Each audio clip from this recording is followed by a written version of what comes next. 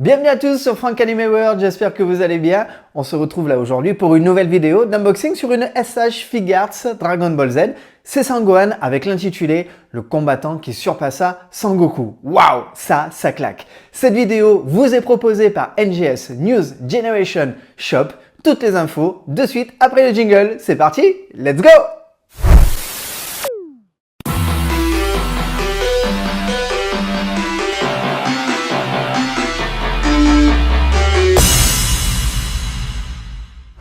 Cette vidéo est réalisée en partenariat avec la boutique NGS News Generation Shop, votre spécialiste Senseiya, résine et SH Figuarts.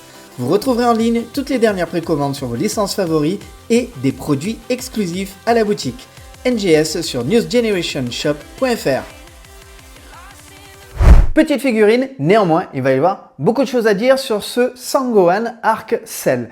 Cette version-là, donc toute récente bien sûr, elle est sortie au Japon en avril 2024 et l'occasion de pouvoir la comparer, c'est-à-dire de faire vraiment l'unboxing complet et de voir la qualité de cette figurine avec cette nouveauté vraiment marquante, la cape en tissu et surtout de pouvoir avoir une vraie comparaison avec les anciens modèles, notamment celui-ci puisque c'est celui qui se rapproche vraiment le plus. Donc le tout premier modèle qui est sorti en 2010, c'était en juillet 2010 au Japon. Imaginez, on est en 2025, ça va faire 15 ans, déjà 15 ans qu'elle est sortie. Celle-ci, bien sûr, qui n'est pas raccord avec celle-là, puisque là, on était dans le mode avancé Super Saiyajin 2 de Sangohan, mais celle-ci était sortie en 2017. Néanmoins, il y aura quand même des choses à dire, et là, ce sera vraiment très intéressant d'avoir ce comparatif complet, la figurine en elle-même, et puis voir par rapport aux anciennes, qu'est-ce qu'elle apporte de plus, ou peut-être, qu'est-ce qu'elle apporte de moins. Et ne vous inquiétez pas, je n'oublie pas la version Comic-Con San Diego qui était sortie en juillet 2012, qui est vraiment l'intermédiaire entre les deux, mais j'y reviendrai un petit peu plus tard en images, puisque celle-là, je ne l'ai pas. Elle coûtait un petit peu cher quand même, non seulement à l'époque, mais aujourd'hui encore bien plus. Donc je ne l'ai pas, mais j'ai des photos, on regardera aussi et on fera un petit comparatif avec celle-ci. Et c'est parti, on démarre avec la présentation traditionnelle de la boîte qui offre toujours cette grande fenêtre transparente où l'on peut voir l'entièreté de la figurine. On peut voir aussi déjà 3 visages posés ici, les mains supplémentaires.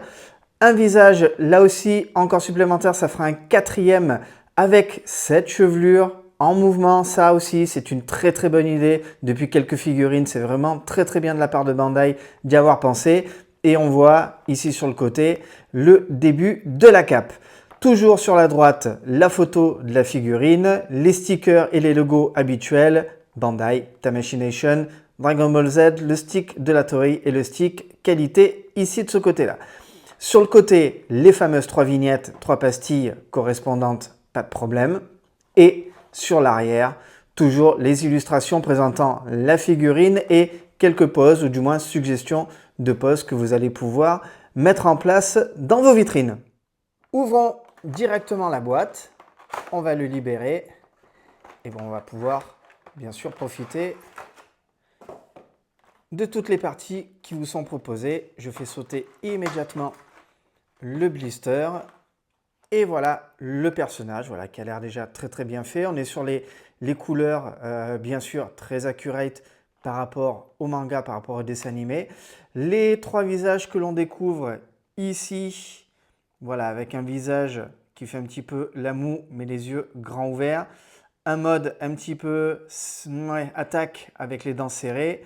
Mode, voilà, celui-là je l'aime bien, ça va être le mode stupéfaction au moment où Cell, en écrasant la tête du cyborg C16, va faire comme un électrochoc auprès de Sangohan, ça c'est vraiment pas mal.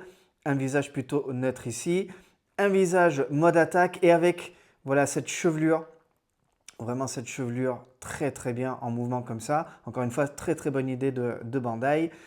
Les paires de mains supplémentaires, il y en a 1, 2, 3, 4 paires de mains supplémentaires. Et cette fameuse cape que l'on va regarder dans le détail, qui est vraiment une très bonne idée de l'avoir fait en tissu. C'est un bon test, je pense, pour voir ce que ça peut donner.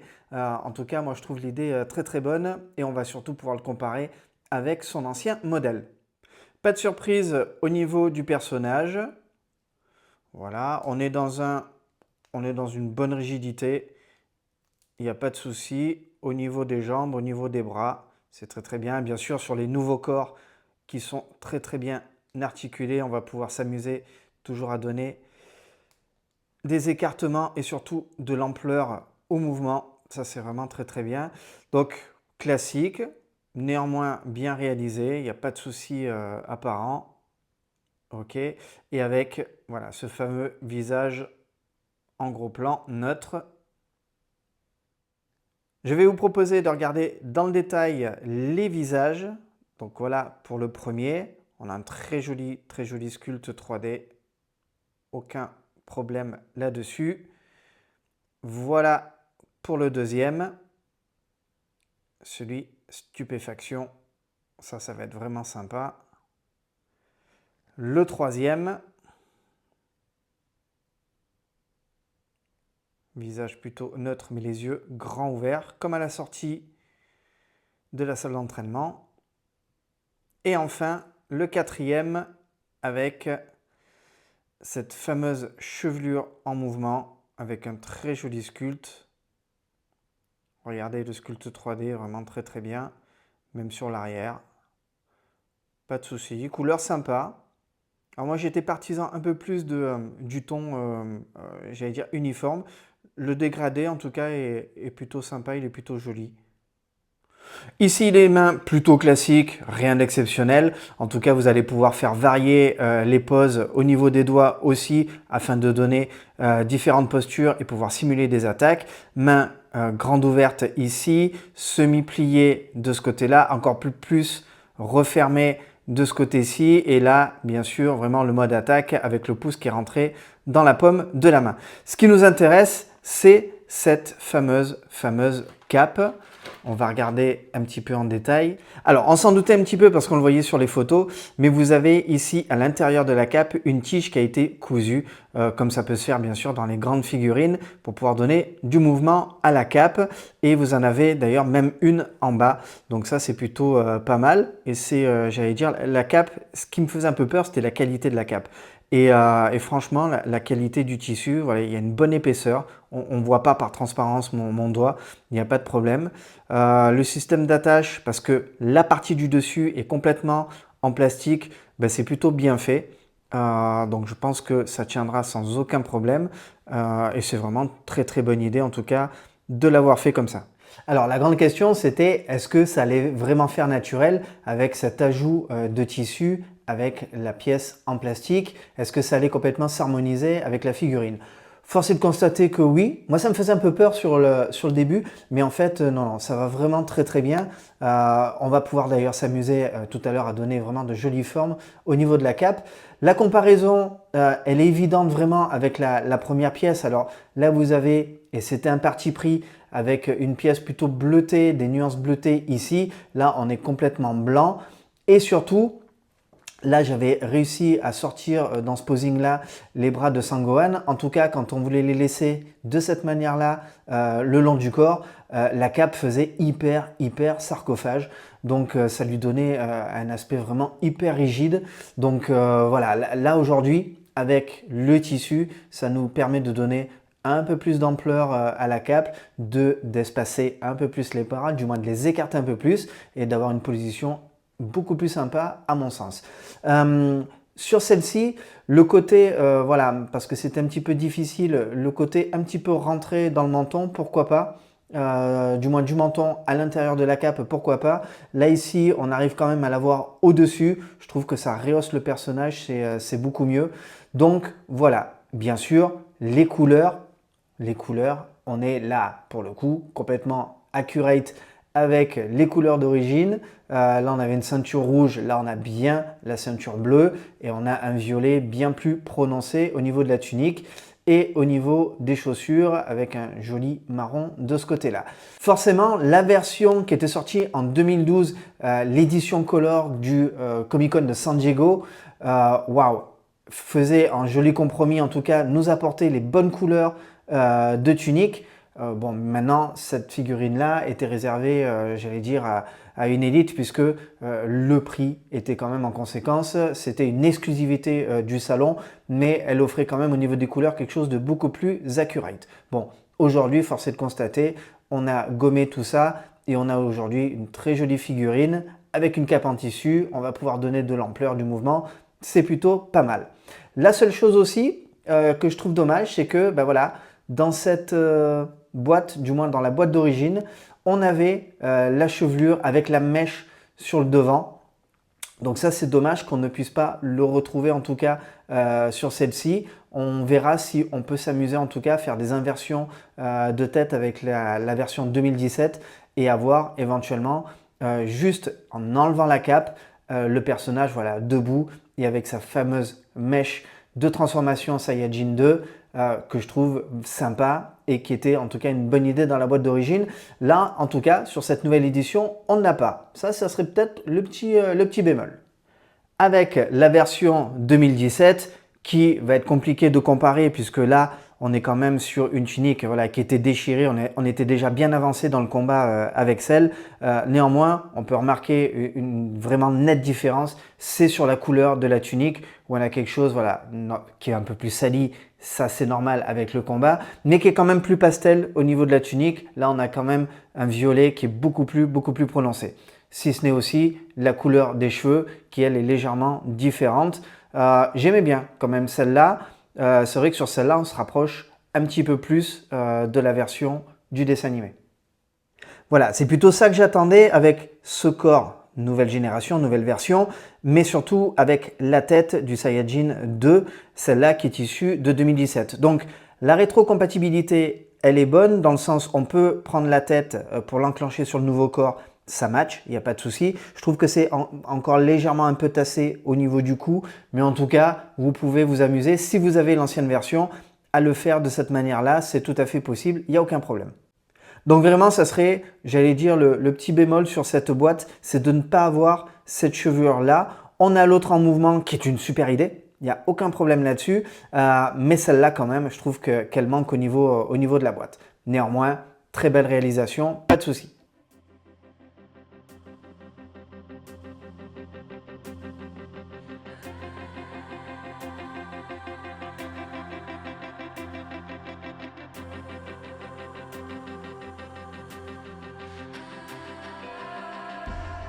Somewhere in between what will and has been, it's a constant fight, oh my. But I'm not falling,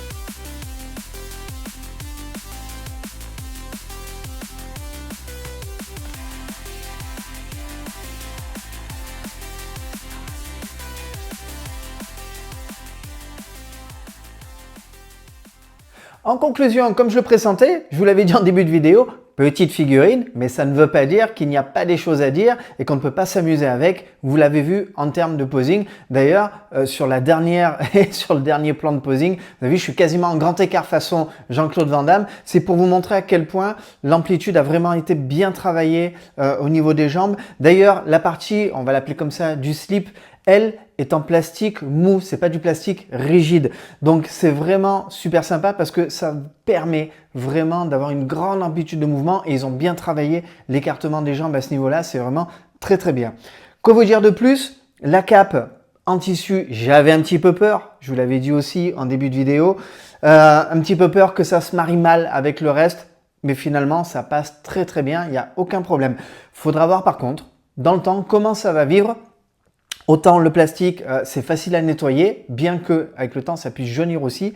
Au niveau là du tissu, ça peut se salir très vite. Une tache, ça peut arriver par accident. On verra en tout cas dans la longévité ce que ça peut donner. Donc cette cape permet vraiment une belle liberté de mouvement, outre un posing vachement sympa. Lui donner du mouvement, ça, c'était vraiment l'idéal. Je vous l'ai dit aussi en début de vidéo, on avait vraiment un aspect sarcophage avec celle-ci. Voilà, c'est vraiment très très bien. Le seul petit bémol pour moi, eh bien c'est, j'allais dire, voilà, cette chevelure qui nous manque dans cette boîte. Elle était à l'origine, elle nous manque dans sa version Saiyajin 2e niveau. Ça manque un petit peu, c'est dommage. On peut s'amuser, en tout cas vous l'avez vu là aussi, à switcher, ça le fait, il n'y a pas de problème. Mais néanmoins, on aurait bien aimé l'avoir d'origine. Pour ceux qui, ne serait-ce, n'aient pas déjà cette figurine, eh bien, au moins vous auriez pu l'avoir et switcher. C'était quand même beaucoup plus sympa de faire comme ça. Donc une vraie réussite sur cette figurine.